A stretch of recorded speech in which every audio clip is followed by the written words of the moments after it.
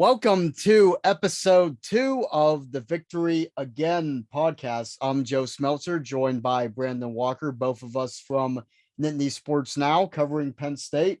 So, Brandon, Auburn week has come and gone, and Penn State looked better than I think anybody could have expected down in Alabama. The Nittany Lions absolutely obliterated the Tigers. Didn't they just wow, I'm still a bit in shock by what happened Saturday. So, yes, I did not expect a beat down like that. I thought it would have been maybe a 10-point game because I knew Penn State had the more talented team because Auburn's been getting raided by the transfer portal. People are just leaving left and right there, probably because of the coaching situation and things like that. But yeah, I didn't know it was going to be. They was going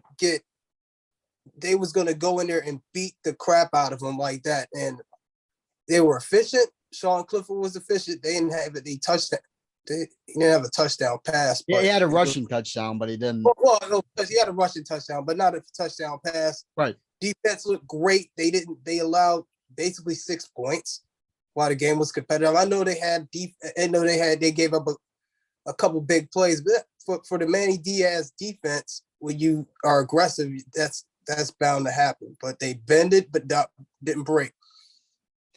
Absolutely. And I didn't think the defense played well in the first half, honestly. I know you could say it got 2 turnovers and only allowed 6 points, but I think just for those who watched the game, Auburn, I don't think Auburn punted at all in the first half. And that kind of tells you that Auburn was moving the football well against Penn State's defense and definitely had a chance to score a lot more than 6 points. But the second half, you could tell from the first possession of the second half that it was a different defense. Penn State just absolutely dominated on that first possession.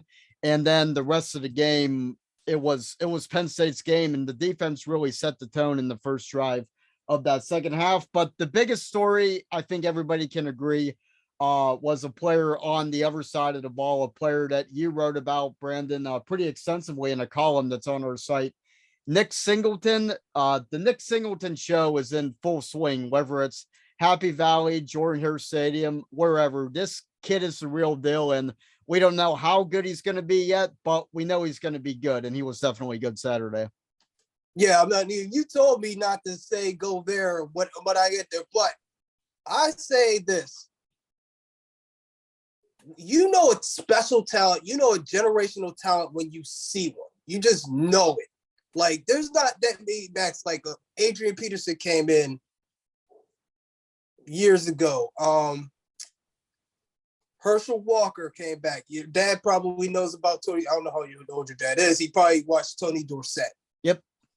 Like when he was at Pitt, his freshman year. You just know when a man amongst boys, and he's a boy. Oh, not a boy, but you know, when somebody just shows up and they're the thing. Like I said on the article, like even Larry Bird and Magic Johnson admitted the day that he went into the league, and these are 2 guys that were still in their primes, champions, Hall of Famers, rings. They said Michael Jordan came in the league. They already knew he was the best player in the world, and that's why I say he's the best running back in the country. Even though it's only been 3 games, I know what I saw. We both saw it. It's like, did he run through an SEC defense like it's butter? So because they still have 3 4-star recruits, they got people that can play. Yeah, the coach, is. Well, we can talk a little bit about that, but yeah, he's just a special player. Like guys like him don't come along. And I just hope. And as I told you earlier, I don't know if he's the best back in the nation yet, but he is a special talent, and you hit the nail right on the head there. Comparing him with Saquon Barkley, and I don't like to compare young players with past greats, but I mean, if I'm not going to compare him, a million other people are, so like, what difference does it make? But Saquon Barkley's first 3 games, he had 1 carry for 1 yard against Temple, didn't do a lot there. 12 carries for 115 against Buffalo, which Singleton also played a max goal in week 2 against Ohio. And then week 3 against Rutgers was, I think, Barkley's real coming out game. That was a game under the lights on the Big Ten Network. 21 carries, 195 yards, 2 touchdowns. But the big difference between Barkley and Singleton, and I don't know if Singleton's going to be better than Saquon Barkley or as good as Saquon Barkley, but Saquon Barkley played Rutgers at Beaver Stadium in week 3, and Nick Singleton played Auburn at Jordan-Hare Stadium in week 3. There's a bit of a difference there, and I don't think this Auburn team is very good, but still, playing on the road in an SEC environment is a little different than playing Rutgers at home. So, we'll see what the rest of the season brings, starting in week 4 against Central Michigan at Beaver Stadium. But yeah, Singleton's a great player, and he's only going to get better as time goes on. Yes, he is. And plus the other back, Allen, he's pretty daggone good too. He is. He ain't no slouch either. He's gonna be playing on Sundays as well. So, but what do you think about that? How do you think they should divide the labor? Because I don't want to just put 10 carries. They both only getting 10 carries a game. They should get at least 20, and maybe Allen could get 12 to 15 touches. That's what I think that would be the best for their offense at this point. Yeah, it's just so hard to gauge, and I've been thinking about this a little too. So we can think ahead because these are freshmen we're talking about, right? Next year, you're gonna have Drew Aller as your starting quarterback, and we all know how good Drew Aller can be. He's already showed he's pretty good, but if he reaches his potential, he's going to be one of, if not the best quarterback in the country. So you're going to pass the ball a lot. Nick Singleton, we've talked about him. He is very good and will get better. You're going to have to give the ball to him a lot. There's only so many plays in a game. Where does that leave Katron Allen? We could forget about Kevon Lee. He's going to transfer and be hopefully a contributor somewhere else. Where does that leave Katron Allen when there's so many plays in the game and you have an NFL, a guy who's a pro style quarterback and going to be an NFL quarterback, we think. And then you have Nick Singleton, who's going to get his touches. So because there's just only so many plays you can call and people you can get involved, I don't know where that leaves Katron Allen. And I don't know if Katron Allen's going to be able to maximize his talent at Penn State. I think he can. There's room because you had Nick Chubb and Sony Michel at one time. You had Todd Gurley and I forget who the other back was that they had at the time. I think Gurley was with Nick Chubb. Yeah, I'm sorry. Gurley was with Nick Chubb. I'm sorry. Well, there's ways for you to do that. There's ways for you could have 2 great running backs and you still throw the ball. So it's just going to be it's a good problem to have. Oh, for sure. A very good problem to have. Yeah, but there's going to be touches for your elite players because they're going to be leaning on the ball because you're still going to have young wide receivers too, as in you have Aaron's, because Mitchell Tinsley's not coming back. Nope. Caden Sanders or Saunders. Caden Saunders. You have Omari Evans. You got some of the young guys that are coming in next year. I don't know if Parker Washington's going to be back. I'm kind of 50-50 on that. Well, he's a junior, correct? Yeah. Yeah, he's a junior. He could go to the league. Who knows?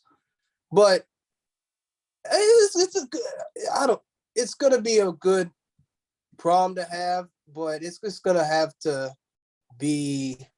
They're just gonna have to just manage ego management. So yeah, and it's really hard because it's hard to compare this to any other situation in Penn State history, really. Because going back to the late '60s, you had Franco Harris and Lydell Mitchell, but people didn't really transfer back then. It was a different time.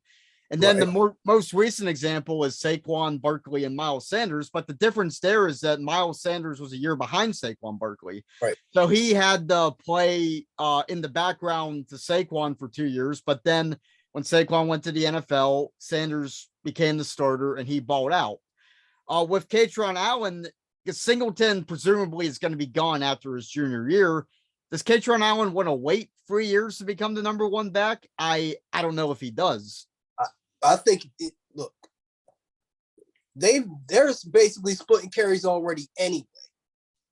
So they both could leave after 3 years. Because you don't have the depth. I don't know who the other running backs is going to be after this year anyway. Like those two running backs coming in, they have a running back that committed, but he's hurt. Yep. He's not really going to be a factor next year anyway.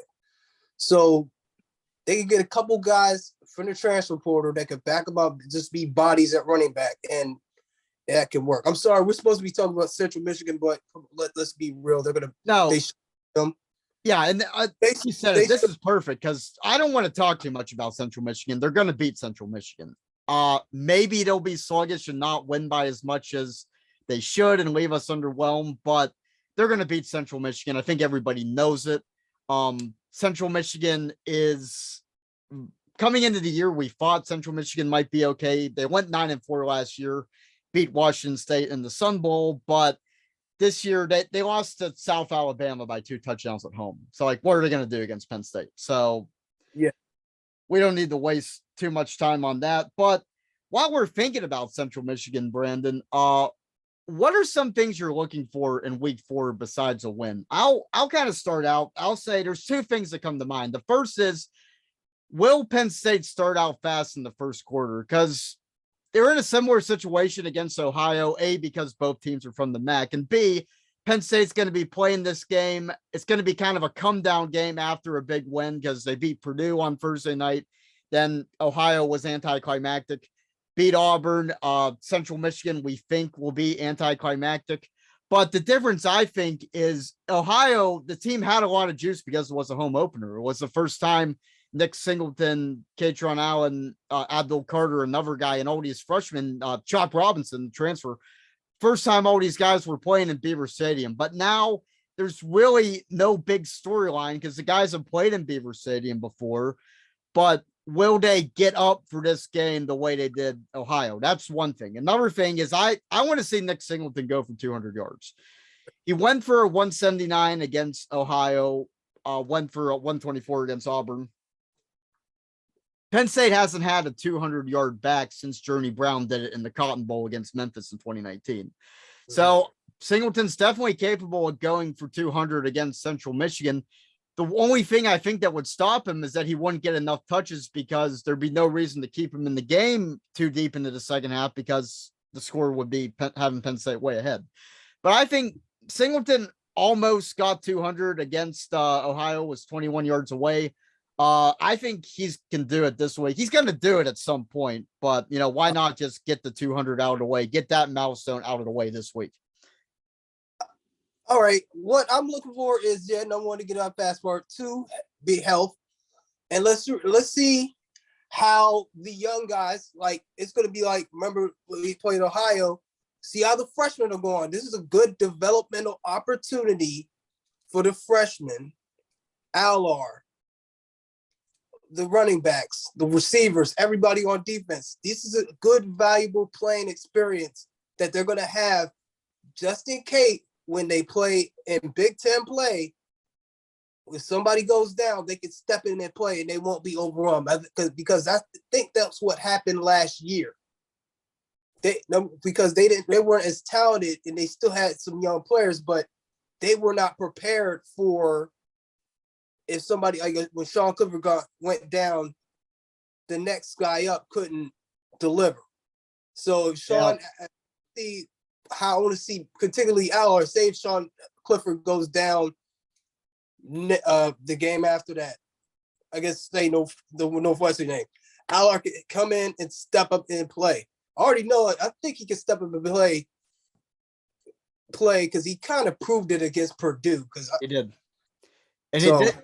And that's what I wrote about before the Auburn game is Penn State fans who are like complaining for Aller to start are kind of missing the point because why can't Penn State fans just appreciate what Drew Aller is right now? He's not the starting quarterback. I don't think he might be ready to be a starting quarterback somewhere. In fact, he probably is, but it doesn't make any sense for him to be the starting quarterback for Penn State right now. He'll have his day, but for now, why can't Penn State fans just appreciate what Aller brings to the team? Because you remember Taquan Roberson last year, it was an absolute disaster. And Penn State's backup quarterback situation was so bad that James Franklin felt the need to rush a clearly still injured Sean Clifford out against Illinois. And obviously they lost to Illinois and everything kind of went to crap after that. But Aller's already an asset. Even if he's not playing, he's still an asset because he is a capable hand to have in case, God forbid, Clifford goes down again. So that the calls for Aller are going to be coming pretty much all season. But I don't know. Penn State fans should just appreciate what Drew Aller is right now instead of thinking about what they think he should be and what he's going to be for Penn State sooner rather than later. Right. And plus, like, he's going to get experience this year anyway. Yeah. Saturday's going to be a game. He's going to get experience. I think he's going to play against Northwestern too. Yeah. Because they ain't looking to, they lost to, Southern Illinois. Southern Illinois. Shout out to my cousins, Chidi, Make, and Fish, all Salukis. Shout out to them, first of all. But you lose to Southern Illinois, what they gonna do at Penn State? So he's gonna get playing time there. I don't know about Michigan and I don't know about the other games, but he's gonna be playing in some games. He's gonna get some mop-up duty, and he'll be ready. He'll have that game experience, and they'll be good next year. He'll be ready to start next year fully. For sure. So talking about the rankings, because Penn State moved up big in the rankings, moved up from 22 to 14 in the AP poll and 23 to 15 in the USA Today coaches poll. Brandon, do you think that's a fair ranking? Because obviously we all agree Penn State deserved to move up after killing Auburn, but should they have moved up even further? Because I think there's a case that Penn State should be closer to the top 10 because they have 2 wins on the road in Power 5 stadiums, which not a lot of teams have. Right. You're absolutely right. I think it's a fair ranking because they started out Auburn. You can't just remember that is not a great Auburn team. It looks good on being the SEC school, looks good on paper, but if you just got to realize the context of what team they beat, how they look, and I'm surprised he didn't get. I'm surprised Harsin has not got fired yet. He will. He will. I'm surprised. I thought he was going to get the Herm Edwards treatment. Yeah, Herm Edwards treatment, getting fired. Allegedly, they fired him in the end zone right after the game. And there's video evidence of that. Yeah, I'm surprised that did not happen to him after Saturday because that's not just a loss for Auburn. That's a loss to for the SEC. Auburn made SEC look bad going against the Big Ten, and it's going to be like the next few years is going to be like a arms race between those two conferences. Yeah, and Auburn's game plan was absolutely horrible. And not to take anything away from Penn State, but we talked all week about Tank Bigsby. Penn State needs to stop Tank Bigsby. Tank Bigsby is really good. Tank Bigsby this, and Tank Bigsby got the same amount of carries as Auburn's quarterback TJ Finley did. And I know a lot of the game plan was kind of screwed up in the second half because Penn State went up by 15 pretty early, but you got to give, even in the first half, Tank Bigsby touching the ball 9 times is unacceptable. Tank Bigsby ran the ball well. He averaged 4.3 yards per carry, which for a power back, that's pretty good. And they just didn't give him the ball.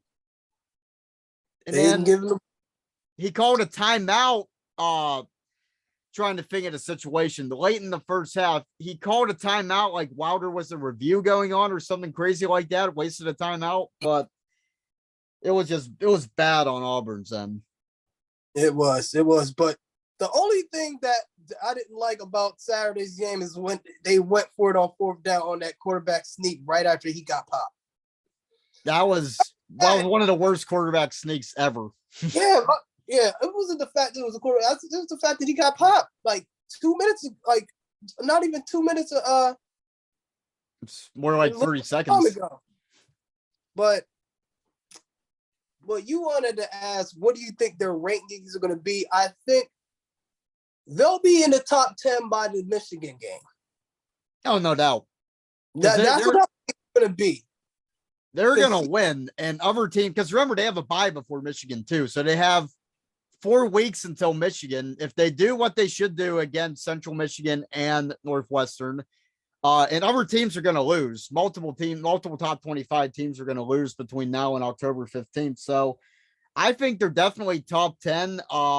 I wouldn't say top 5, but I think they'll be like between 10 and 7, somewhere in that range. Yeah, 7 to 10.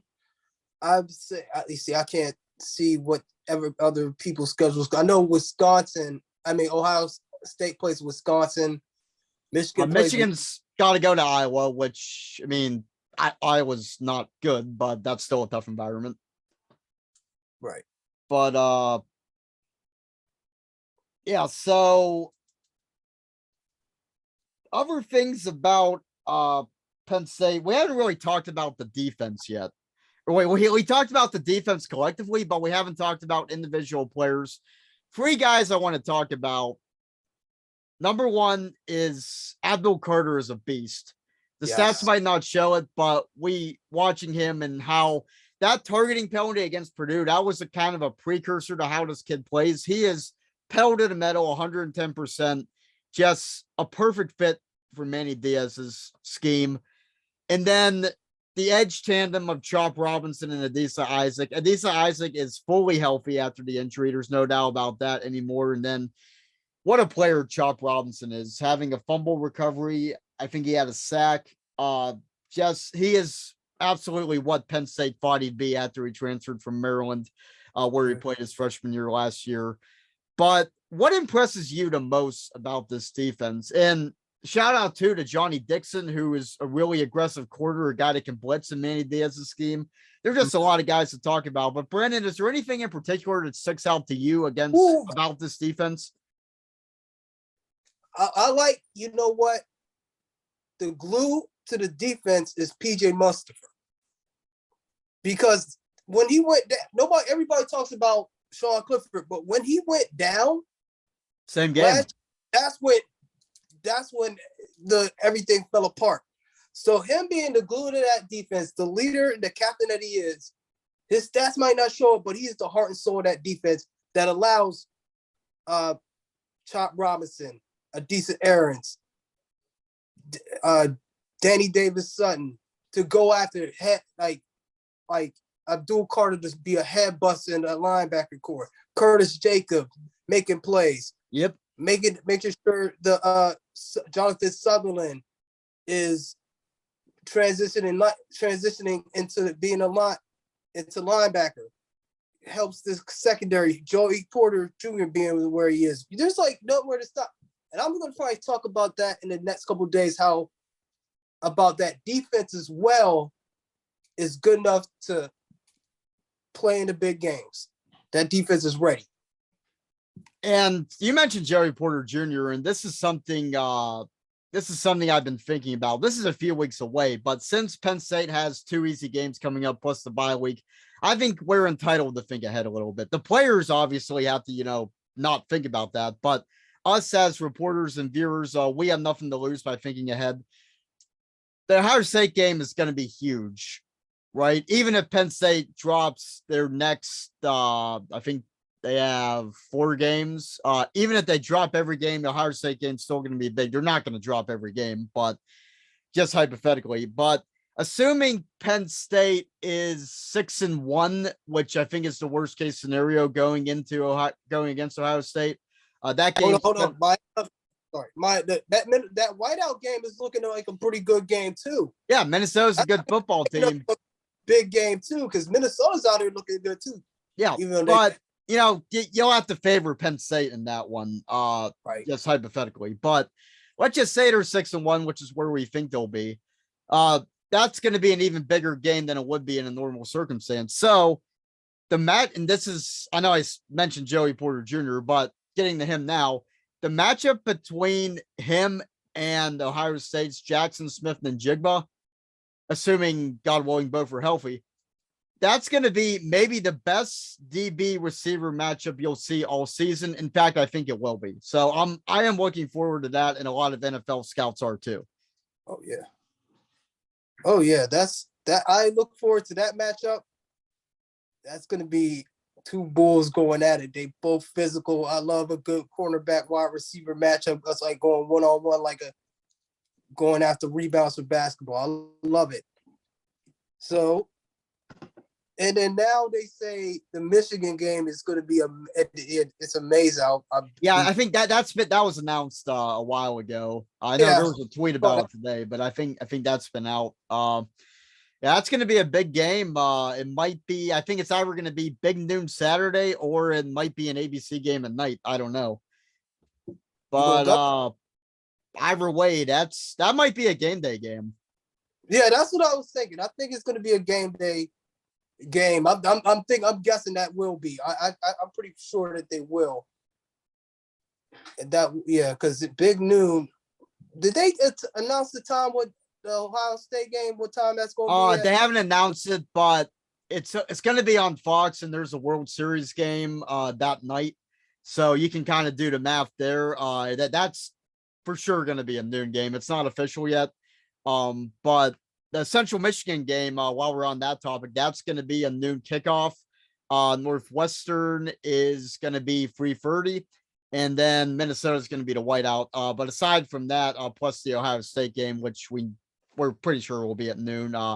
No game times have been announced for Penn State's games against Michigan State, Rutgers, Maryland, or I know I'm missing one, but I'm going to do some math real quick. They played 3 games. Central Michigan's announced. Northwestern's announced. That's 5. Ohio State, we're pretty sure that's 6. Minnesota, that's 7. So that leaves 5. And I don't know. It's not really important. But yeah, so we're going to wrap this up. And I want to wrap this up by posing a question. When do you think Drew Aller gets in the game against Central Michigan? Because we're pretty sure he's going to. I'll say he gets in with roughly 6 minutes to go in the third quarter. Brandon, what do you think? I think right after half. That's possible because James Franklin said, and I asked him because he got in pretty earlier than people expected him to get in against Ohio. I think about 11 minutes to go in the third quarter. Franklin said in his press conference they planned on using him in the first half, getting him a series. So, but I think for that to happen, Penn State would have to be way, way ahead of Central Michigan. And not that that's not possible, but just going conservative, I'll say 6 minutes to go in the third quarter. But we'll see. But all right, that just about does it for episode 2 of the Victory Again podcast. Brandon, any final thoughts? No, just follow me at B Walker the Dawn and just keep supporting Nittany Sports Now. Yeah, Nittany Sports Now. We already, and we're sitting here September 19th. The site has already broken its record for most views in a single month. So those who are reading, thank you very much for helping us get there. And yeah, whoever isn't following us yet, do so at Nittany SN. Brandon just gave you his account information, and my personal account information is at Joe Smeltzer 775. So this has been episode 2 of the Victory Again podcast. For Brandon Walker, I'm Joe Smeltzer. Thank you very much for tuning in, and keep up to date with our content on Nittany Sports Now.